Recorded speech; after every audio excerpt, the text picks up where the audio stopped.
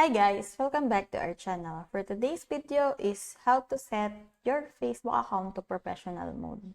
It's just pretty quick and simple, so let's go. So Facebook recently reintroduced a professional mode feature that allows users to switch their personal Facebook accounts to professional mode. This mode enables users to showcase their professional skills and experience and is particularly useful for people who use Facebook for business purposes. So, to set your Facebook account to professional mode, just follow these steps. Now, make sure that you are logged into your Facebook account. Then, on the three lines on your Facebook profile on the right side, press that. Then, go to your profile and press the three dots. Then, here you can see you can press turn on professional mode. Now, turn on professional mode.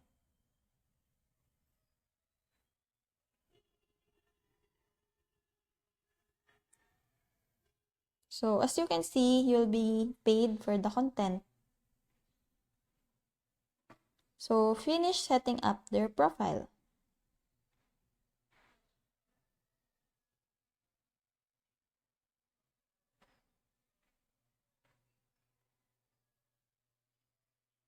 So, I'll be skipping the steps.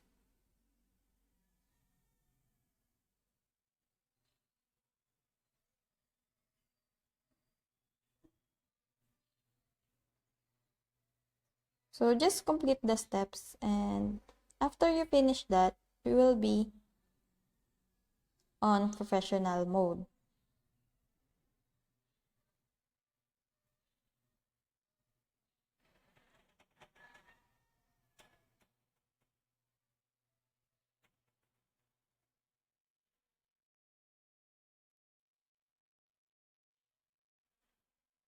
So, once you've set your Facebook account to professional mode, your profile will be updated to showcase your personal skills and experience. You can switch back to regular mode at any time by following the same steps and turning off the professional mode toggle switch.